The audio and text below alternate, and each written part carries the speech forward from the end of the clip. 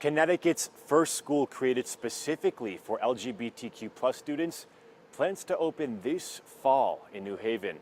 Now, this comes as lawmakers debate LGBTQ+ representation in schools all across the country.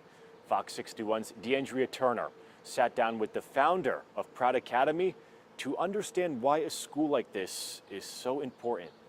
Well, sometimes we want to create what we didn't have. And so that's what I'm doing. Patricia Patty Nicolari spent years inside of a school district as an educator and school principal. Beyond her passion for education is the desire to provide a safe space.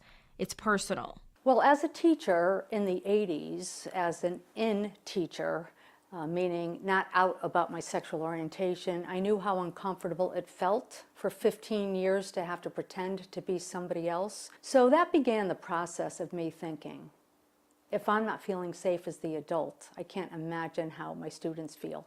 From here blossomed the Proud Academy, the first private school in the Northeast designed for LGBTQ+ students. For Nicolari, it is a dream 15 years in the making. Unfortunately, my generation had to check a box. You're either gay or straight. And I was bisexual. I fell in love with a guy out of left field. And I thought, I can't run a school now when I can't even answer my own question when people say, so are you straight now?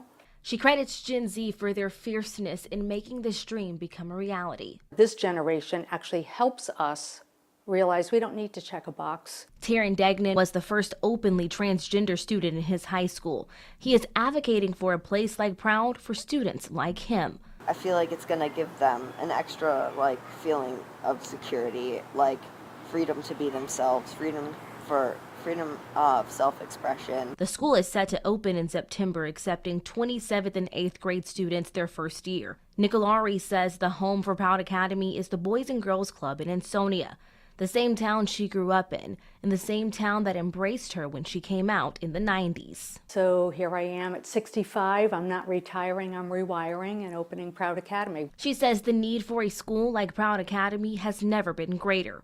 More than 400 anti-LGBTQ+ bills have been introduced across the nation since the start of this year, many targeting schools. There's absolutely a need for it.